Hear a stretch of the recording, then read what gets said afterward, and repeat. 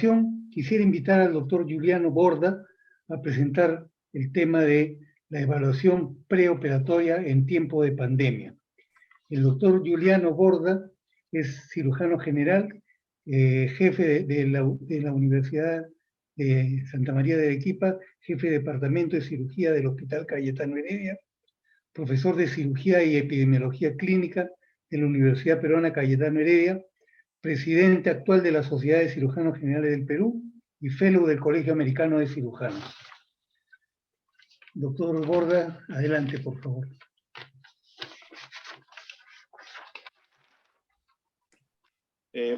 Buenas noches, doctor Miguel Flores. Gracias por la presentación. Y nuevamente renovar el agradecimiento a la Asociación Peruana de Facultades de Medicina por la invitación a participar en este curso virtual Tópicos Selectos para el Médico General, en lo que es el capítulo de Cirugía General. Vamos a comenzar la exposición.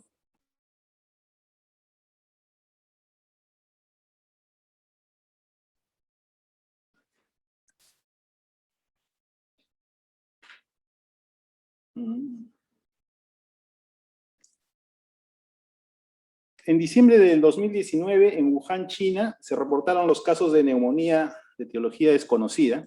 Posteriormente se denominaría COVID-19, ocasionado por el virus SARS-CoV-2, ¿no? Ya todos conocemos que este virus es un grupo de coronavirus que causan infecciones respiratorias y tienen una periodo de incubación de 2 a 14 días, y principalmente tienen una afectación respiratoria, y la afectación extrarrespiratoria es infrecuente. En el Perú, el 5 de marzo se identificó el primer caso importado. El 11 de marzo se declaró un estado de pandemia en el cual vivimos en la actualidad ya por más de un año. En el Perú, el 11 de marzo se declaró emergencia sanitaria mediante el Decreto Supremo 008-2020, estado de emergencia que se perpetúa hasta la actualidad, y en aquella oportunidad, por un periodo inicial, se declaró un estado de emergencia nacional con cierre de fronteras y confinamiento de la población. Esta es una imagen del año pasado, en abril del 2020, en el cual ya vemos que en la parte quirúrgica nuestra protección personal cambió. Usábamos máscaras N95, cubiertas por una máscara quirúrgica o máscaras elastoméricas, y usábamos protección facial y protección ocular, ¿no? Con lentes. Lo mismo usábamos doble guantes y mandiles impermeables. Lo que es más sorprendente es de que durante los primeros tiempos de la pandemia, la cirugía abierta y el manejo conservador en cirugía tomó un lugar importante, relegando inicialmente la laparoscopía.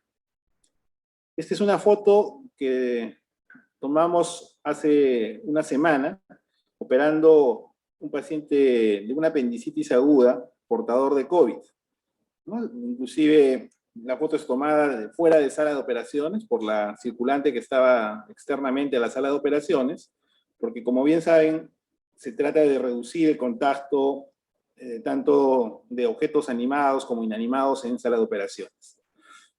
Y nos preguntamos qué cambió desde el año 2020, abril 2020, al año de abril 2021, para que actualmente ya nuevamente hayamos retomado la laparoscopía que inicialmente, hace un año, había sido relegada, había sido vista con mucha cautela, porque la laparoscopía es un procedimiento que produce aerosoles, que necesita que el paciente esté intubado, y la intubación también produce es un procedimiento que produce aerosoles. La narración que voy a hacerles ahora de la evaluación preoperatoria no es una narración en base a evidencia mundial, sino es una narración en base a evidencia generada en nuestro país. En marzo del 2020, la Sociedad de Cirujanos Generales del Perú emitió un pronunciamiento debido a los problemas que podían presentarse en pacientes quirúrgicos COVID, ¿no? Lo resaltante es pues de que las intervenciones quirúrgicas se deberían reducir solo a las intervenciones de emergencia, por lo tanto las intervenciones selectivas deberían ser suspendidas. Estamos en un estado de emergencia sanitaria donde todavía hay restricción de cirugías selectivas actualmente. La transmisión del COVID estaba demostrada a través de gotitas respiratorias, de líquidos corporales, podía también haber una transmisión, así que se hacía una recomendación sobre los EPPs. El ingreso a sala de operaciones del personal también se recomendó sea limitado y que la cirugía sea lo más breve posible y a cargo de personal más entrenado.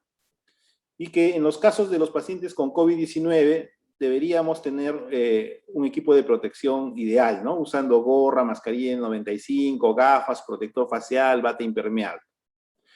Se habló también sobre el uso de la cirugía laparoscópica y que debido a la potencial transmisión por aerosoles, como los que se producían por el neumoperitoneo, el electrocauterio y la misma intubación del paciente, debían ser adecuadamente valorados y si es que se hacían, se debía evitar la fuga por los trócares del neumoperitoneo, usar filtros de CO2 y algunos otros métodos de prevención.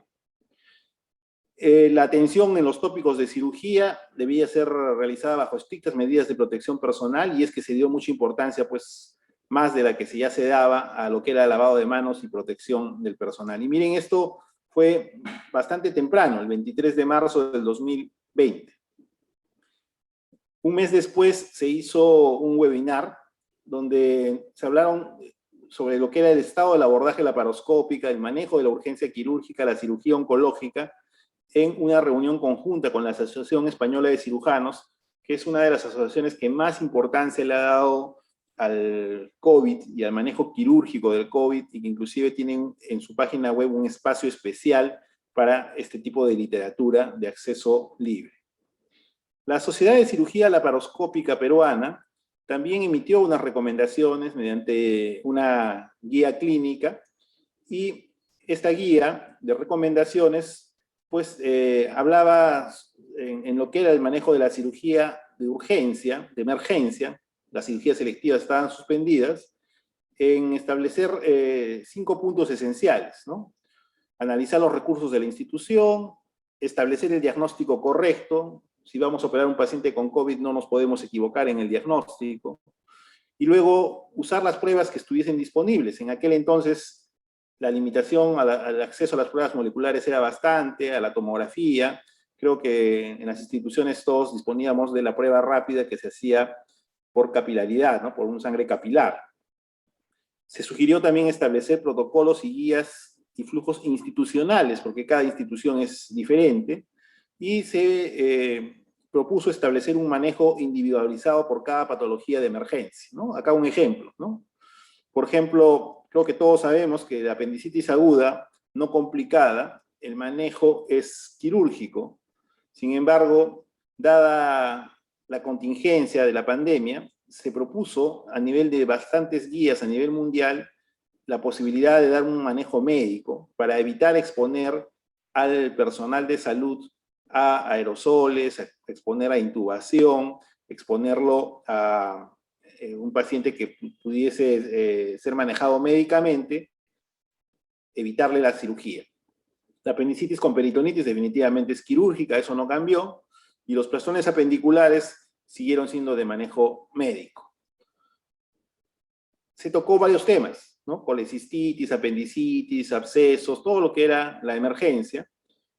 Este fue el devenir de las publicaciones en la revista de la sociedad cuando sale la guía de recomendaciones. En verdad, la lectura de la revista aumentó diametralmente en comparación al año anterior. Se hicieron webinars al respecto.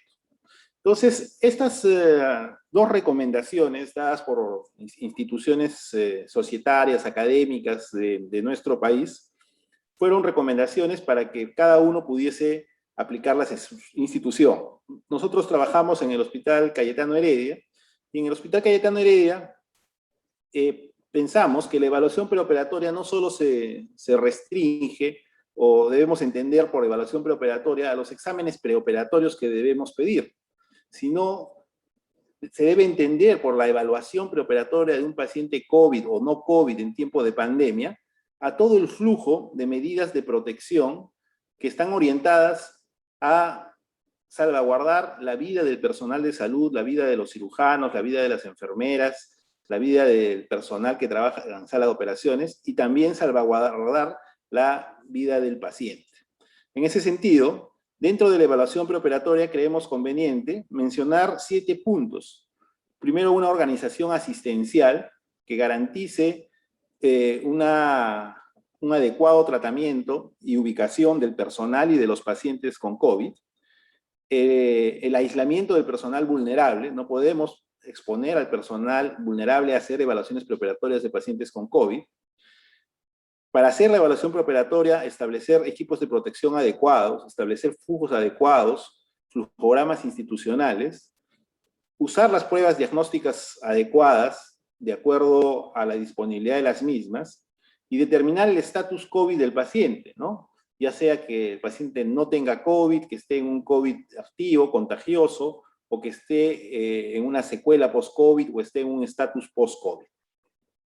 Dentro de lo que es la organización asistencial, las disposiciones adoptadas en nuestro hospital fueron las siguientes, ¿no? Establecer una comandancia de incidentes, designar un coordinador de áreas, de pediatría, cirugía, gineco, las jefaturas se desactivaron, mantener un canal de comunicación, y en verdad acá lo que se hizo fue usar las redes de WhatsApp para una comunicación fluida y tomar decisiones mucho más rápidas, proteger y preservar el recurso humano quirúrgico, mantener la capacidad resolutiva en emergencia, las emergencias iban a seguir viniendo, los cirujanos fueron destinados a realizar roles no quirúrgicos y también continuaron con sus roles quirúrgicos, hubo una reubicación de los servicios quirúrgicos para dar mayor importancia de sectores de hospitalización a las zonas COVID, se dispuso una sala de operaciones exclusivamente para COVID, se hicieron horarios rotativos y se designó a un grupo de trabajo para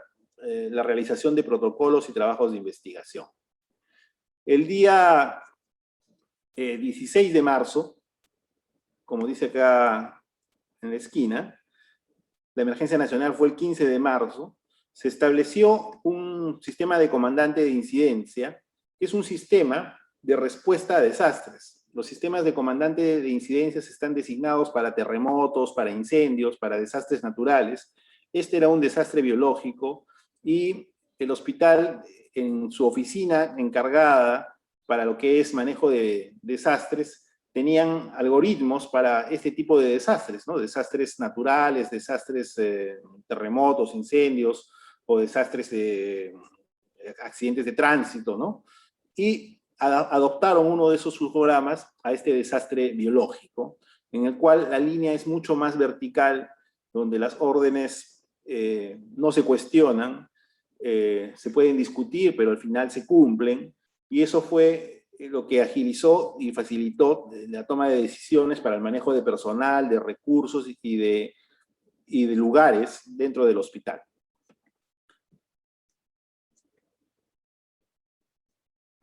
El personal vulnerable fue aislado. De 92 asistentes que teníamos en todo el departamento de cirugía, en todas estas especialidades, quedaron solo 69. De los residentes, de 66, se aislaron 14 por comorbilidades, asma, hipertensión, diabetes, ¿no? Y las camas de hospitalización, que eran estas, también fueron reducidas. De 130 camas nos quedamos con menos de 20 camas, nos quedamos solo con un pabellón y ya no teníamos camas exclusivas para cuidados intensivos. Se estableció directivas sanitarias para el aislamiento del personal con COVID-19, el personal de salud, cuándo debía retornar, cuándo debía aislarse, cuándo debía volver a trabajar. Para la evaluación preoperatoria se necesita un equipo de protección personal adecuado y en ese sentido se estableció a un grupo de personas encargadas de lo que era el equipo de protección personal y la distribución de los mismos, ¿no? Entonces, hubo un grupo dedicado a la gestión de la obtención del equipo de protección personal, un grupo adecuado a la bioseguridad, asegurar que se coloquen adecuadamente los EPPs y que lleguen donde tenían que llegar, y otro adecuado a lo que era la disponibilidad. Se estableció este tipo de cuadros para cada sitio de trabajo del personal y qué tipo de protección debía usar en cada sitio, ¿no? Qué tipo de protección debía usarse en la zona de pretriaje COVID, el laboratorista que hisopa, en emergencia adultos no COVID, y de esa manera garantizar y distribuir adecuadamente el equipo de protección personal. Y siendo cirujanos, era el equipo de protección personal que nosotros íbamos a utilizar en la evaluación preoperatoria, intraoperatoria y posoperatoria. Se hicieron 2 videos que fueron destinados, cada uno con una duración de 10 minutos, a una correcta colocación del equipo de protección personal, el equipo de protección personal que se usaba en sala de operaciones, con el overol blanco que se usaba, y el equipo de protección personal que se usaba en la parte de la emergencia, de la hospitalización, para saber cómo colocárselo y cómo retirar.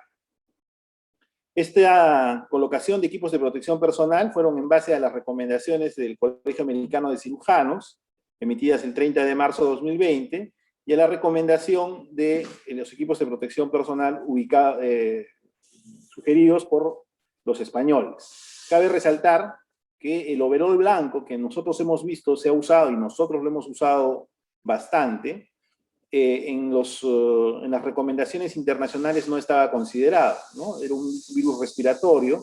El overol blanco se usa más que todo para protección de virus o bacterias que pueden transmitirse de otra manera que no sea la respiratoria, como el ébola, por ejemplo.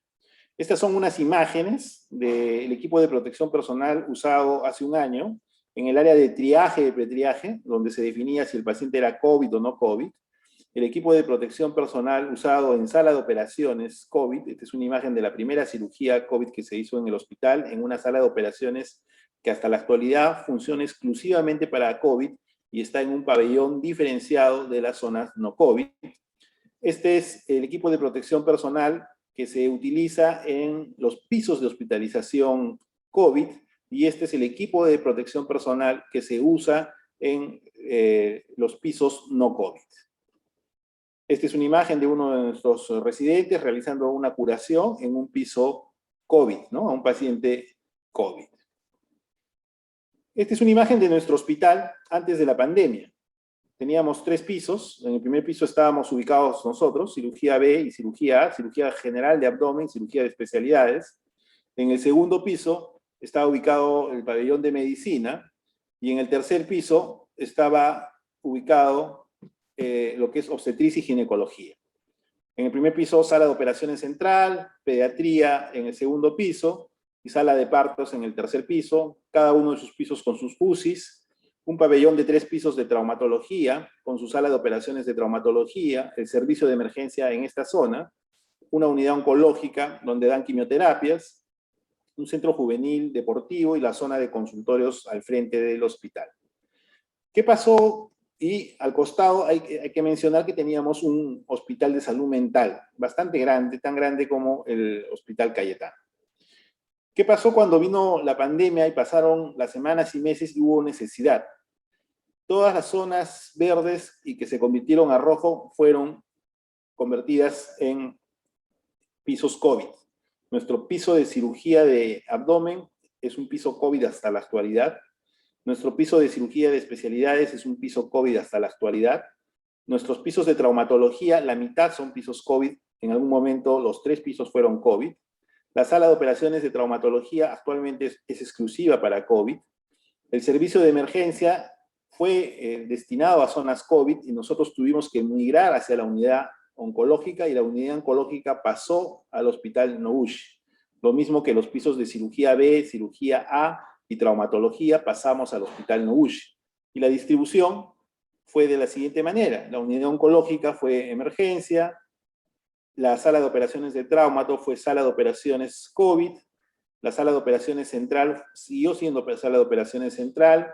Nuestros pisos de cirugía se convirtieron en pisos COVID, manejados con tanques de oxígeno, y a la mitad de la pandemia se logró empotrar oxígeno a todas las camas, casi 68 camas empotradas en oxígeno durante la pandemia para la atención de los pacientes COVID.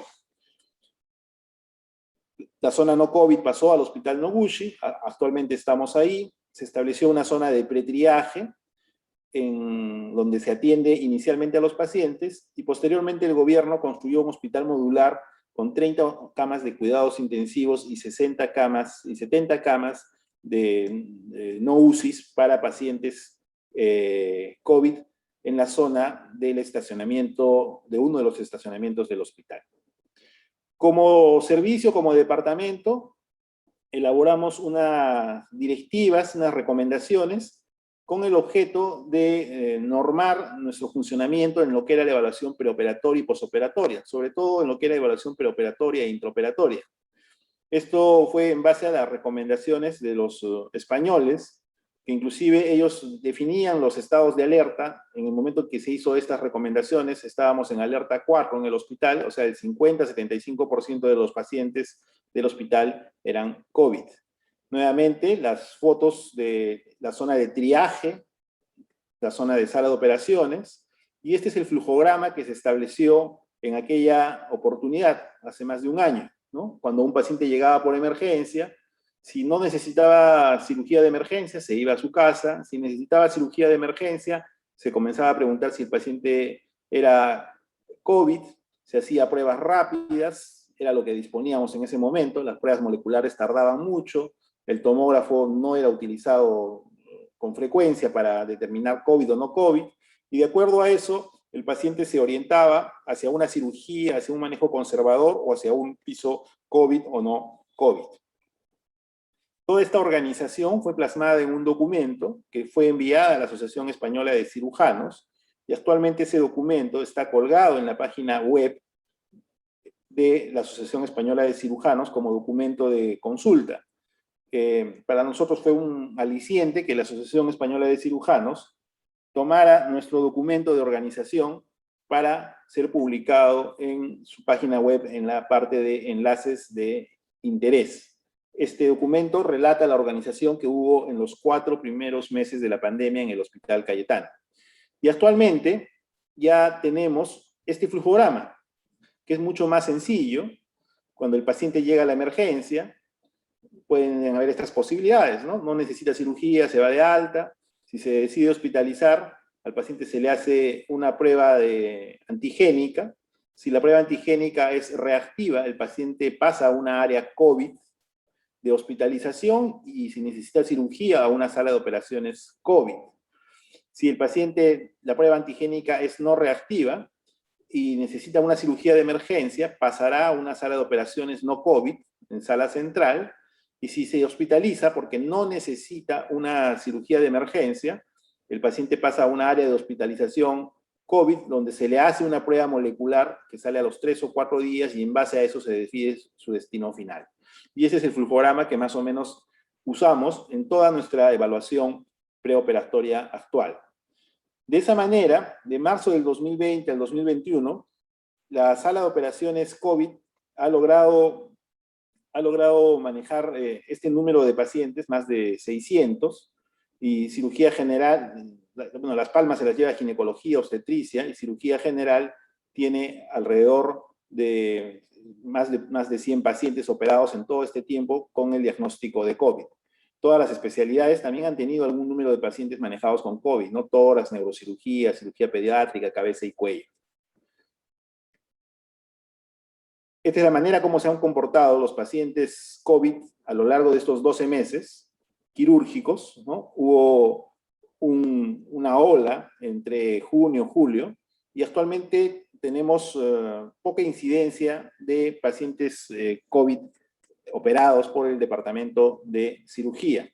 Nuevamente, para reforzar, ginecología a marzo del 2021 había operado más de 400 pacientes COVID, cirugía general estaba por encima de los 100, y traumatología también por encima de los 100. Eran las especialidades que más habían operado, haciendo uso del flujograma, los dos flujogramas mostrados.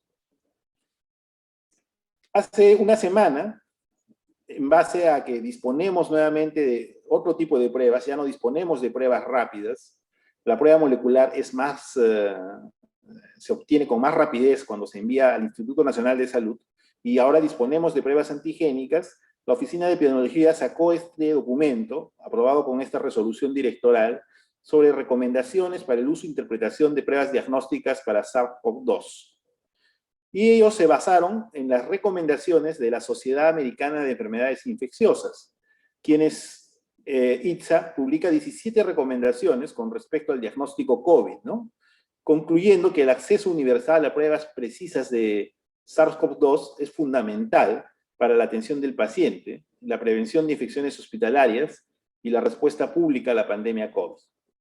Ellos, dentro de esas recomendaciones, precisan que las personas asintomáticas que van a ser sometidas a cirugías de emergencia o de urgencia, se debe recomendar realizaciones de pruebas moleculares, independientemente de su grado de exposición a personas con COVID-19.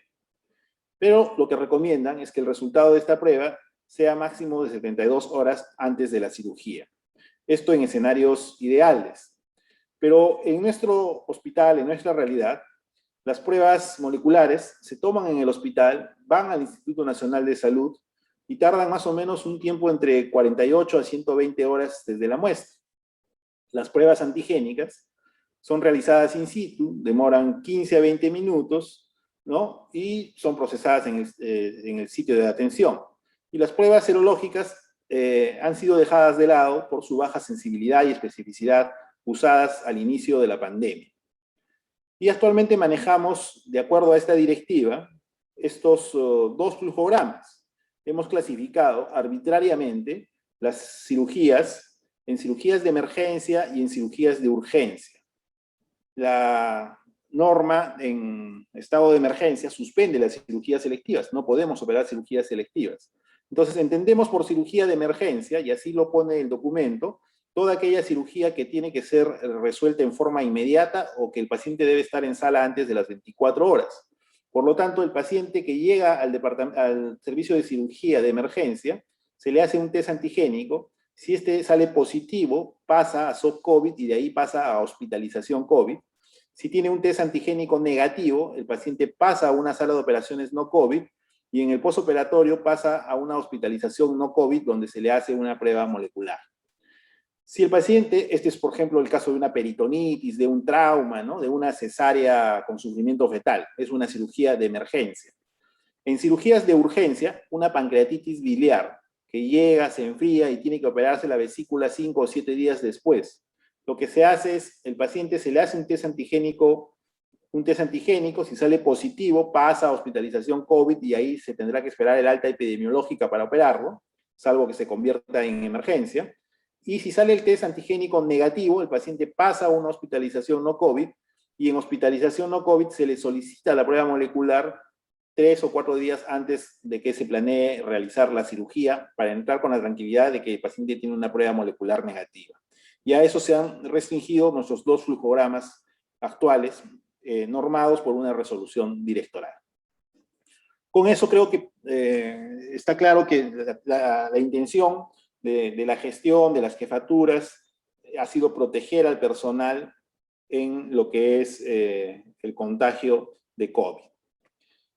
Debo mencionar una situación muy especial. Existe un grupo COVID, SURC, es un grupo dedicado al estudio de COVID, a generar evidencia en COVID. Es un grupo de cirujanos que radica en Inglaterra, que a través de CIRAI, un grupo de estudiantes de medicina en el Perú, y a través de su presidente, el doctor Sebastián Schuh, quien actualmente hace la residencia en Estados Unidos en su primer año, estableció desde el inicio de la pandemia un proyecto que se llamó el proyecto COVID-SURC.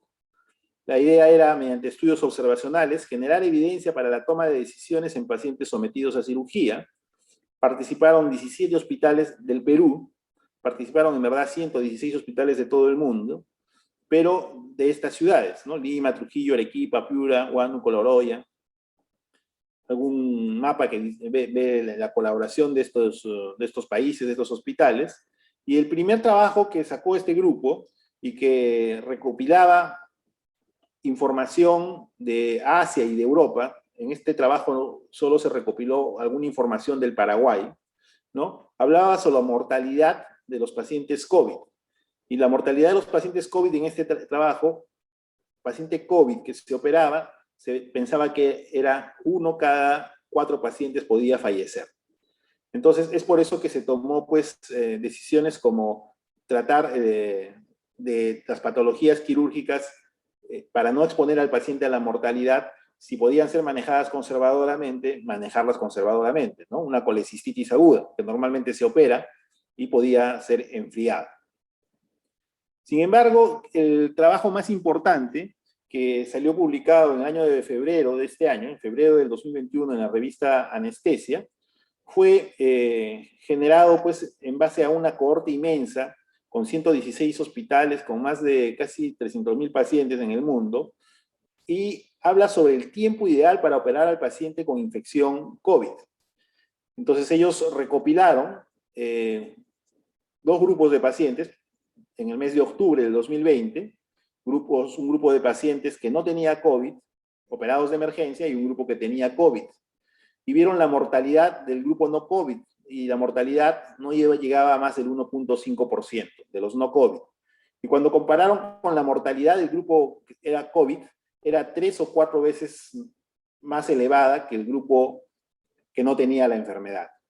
Entonces, definitivamente, el tener COVID era un factor de riesgo. Y este factor de riesgo desaparece cuando pasan las 7 semanas. Cuando pasan las 7 semanas, luego de haber tenido la enfermedad, el paciente recién vuelve a su riesgo de mortalidad como que fuese un paciente no COVID. Entonces, la conclusión de este trabajo ha sido que, en lo posible, tratar de diferir las cirugías más allá de la 6ª o 7ª semana en aquellos pacientes COVID. Habrá cirugías que no se puedan diferir, una hemorragia digestiva, una apendicitis con peritonitis, una fractura expuesta, pero las que se puedan diferir, sí es posible diferirlas, se va en beneficio del paciente para reducir su mortalidad. En este trabajo participó el Perú con 15 hospitales y tuvimos la suerte de poder colaborar en el trabajo, nuestros residentes, nuestros asistentes, tanto de la zona de nuestra práctica pública como también en el hospital privado en el que trabajamos actualmente acá en Lima. De la misma cohorte de pacientes se buscó el estatus de vacunación, ¿no? Se vio y se hizo análisis estadísticos donde se calculó el NNB. El NNB es algo así como el NNT o el NNH, el número necesario para tratar o el número necesario para hacer daño. El NNB es el número necesario para vacunarse para evitar una muerte. ¿Cuántos pacientes tienen que vacunarse para evitar una muerte? Y salió este estudio recientemente publicado, hace menos de un mes, sobre el NNB, y lo que demuestra es claramente, por ejemplo, miren este caso, se necesita un paciente vacunado, perdón, se necesita 350 pacientes vacunados para evitar una muerte en pacientes que van a ser sometidos a cirugía de cáncer electiva. Cuando no son cirugías de cáncer, se necesita vacunar 780 para evitar una muerte. Pero en la población en general, se necesitan vacunar a 1.840 para evitar 2 muertes. Entonces, ¿esto qué ha hecho reflexionar? Ha hecho reflexionar con que, idealmente, los pacientes que van a ser sometidos a cirugía electiva, en algún momento tienen que ser previamente vacunados, ¿no? Y las conclusiones de este estudio ha sido, pues, que justamente los gobiernos a nivel mundial deberían priorizar la vacunación preoperatoria de los pacientes quirúrgicos, ¿no?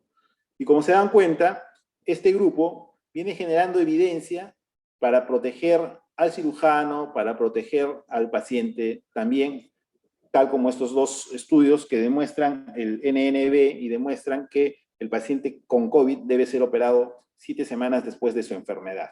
Nuevamente, estos son los grupos participantes, los autores participantes del Perú, así como el Perú, hay 116 países en el mundo que participaron. La laparoscopía en la pandemia tuvo un rol importante, ¿no? Ustedes saben que la laparoscopía actualmente es el gold estándar de manejo de muchas patologías, apéndice, vesículas, enfermedad diverticular. Y se suspendió porque generaba, pues, aerosoles, ¿no? Al comienzo. Nos exigían este tipo de protección. El laparoscopio, si íbamos a hacer laparoscopía, teníamos que usar filtros especiales para filtrar el CO2. Antes el CO2 se liberaba, ¿no? Y teníamos que usar salas de presión negativa con protección facial, ocular y con protección respiratoria. Filtros también, ¿no? Si es que queríamos hacer laparoscopía. Pero actualmente, la evidencia actual, inclusive, ha logrado favorecer en cierto punto la laparoscopía, y este gráfico es bastante interesante. En cirugía abierta, cuando operamos un paciente con una laparotomía, el smog del electrocauterio, el abrir la cavidad, el abrir el intestino, genera aerosoles. Y la única barrera entre estos aerosoles y el cirujano es el equipo de protección personal.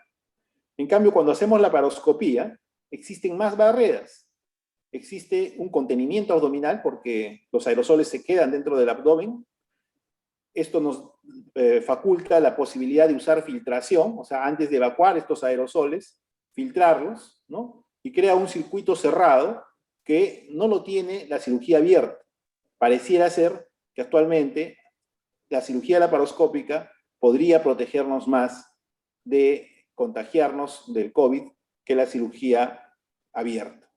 Entonces, estas cosas han ido cambiando y hacen pensar que actualmente la laparoscopía podría tornarse en un estándar para manejar cirugías de emergencia, ¿no? La mitigación del COVID en la laparoscopía, uso de filtros, minimizar el tiempo quirúrgico, minimizar algunos componentes de presión intraabdominal. Con esta información de la laparoscopía, nosotros trabajamos en un centro privado, en la Clínica El Golf, acá en Lima, y tuvimos la suerte de que al inicio de la pandemia, las salas de operaciones contaban con presión negativa. Hubo una remodelación hace 3 años de las salas de operaciones. Las salas de operaciones fueron dispuestas, construidas con presión negativa, y esa presión negativa, más los equipos de protección personal, nos permitieron operar durante toda la pandemia por laparoscopía. Así que decidimos hacer un trabajo comparativo entre la época de la pandemia, del 2020, versus la época de la no pandemia, en el 2019, de los 3 primeros de emergencia sanitaria, meses de emergencia sanitaria. Nuestra hipótesis era que los pacientes llegaban más tarde, que los pacientes llegaban más complicados y que los pacientes se complicaban más, porque había un retraso por el miedo del paciente en llegar a la clínica, al hospital. Pero nos dimos cuenta de que prácticamente no había mucha diferencia entre las dos cohortes, del 2020 al del 2019. La misma comorbilidad, cuando vimos los diagnósticos bastante similares, las proporciones de colecistitis, de apendicitis y de otros tipos de abdómenes agudos. Cuando vimos los grados de severidad de la enfermedad, esto en base a clasificaciones, los grados de severidad de ambas cohortes, la cohorte expuesta a pandemia y la no pandemia, eran bastante similares. Las complicaciones operatorias tampoco hubo diferencia significativa. Sí encontramos una diferencia significativa en la estancia hospitalaria.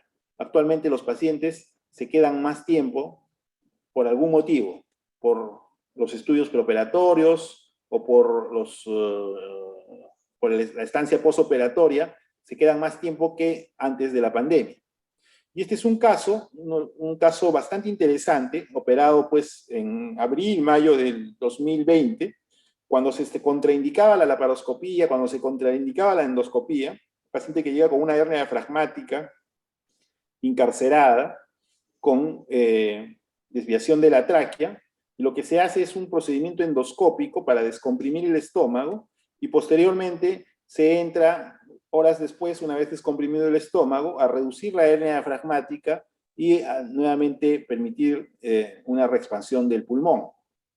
Entonces es un paciente que entra a sala de operaciones con una tomografía que decía que no había neumonía COVID. La tomografía lo que decía era que había una hernia diafragmática izquierda inmensa, Acá vemos el estómago comprometido, parte del colon también estaba metido. El paciente tenía una prueba rápida negativa y es por eso que entra en una sala de operaciones como un paciente no COVID. La prueba molecular se le toma antes de entrar a sala, sale 2 o 3 días después y sale la prueba molecular negativa también, ¿no? Una imagen de la tomografía, tráquea desviada, estómago metido en el lado izquierdo del tórax, el endoscopista realizando la endoscopía y descomprimiendo el estómago. Le parecía que había un vólvulo gástrico inclusive, descomprime el estómago y 4 o 5 horas después, con un paciente más estable, entramos a sala de operaciones por laparoscopía en plena pandemia, con una evaluación preoperatoria adecuada, con un equipo de protección personal adecuado, en una sala de operaciones con presión negativa, con filtros de CO2 para evitar y para mitigar la complicación o el contagio posible si el paciente tuviese COVID, a reducir la hernia diafragmática. Y ahí vemos cómo se va reduciendo el estómago, el colon, del tórax, que es una visión del tórax a través del diafragma, y posteriormente el diafragma se... Por favor, 2 minutos, por favor. Ajá. Se cierra, se sutura y se le coloca una malla, con lo cual se termina la cirugía en tiempos de pandemia.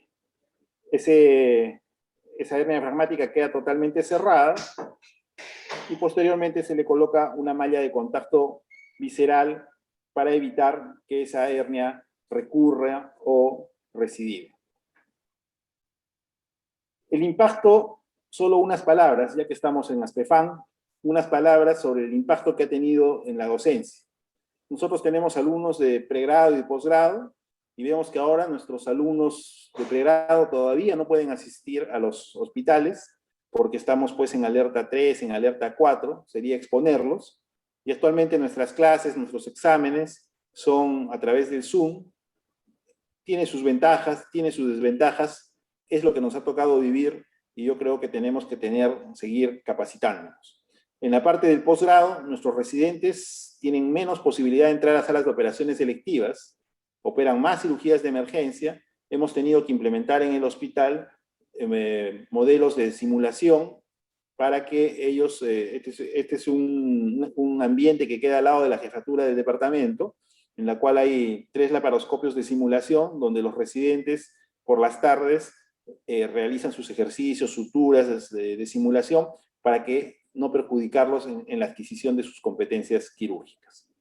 Para terminar, lo único que puedo comentarles es, yo creo que es necesario mencionarlo, es terminar con la reflexión que se hizo en el trabajo de organización del Departamento de Cirugía del Hospital Cayetano. Y la reflexión era la siguiente: a pesar de la dificultad de las circunstancias tan extremas, como presenciar el fallecimiento de pacientes y el contagio del personal de salud, esta pandemia es una experiencia sin precedentes que debe ser una oportunidad de aprendizaje para afrontar futuros desastres. Eso sería todo. Muchas gracias.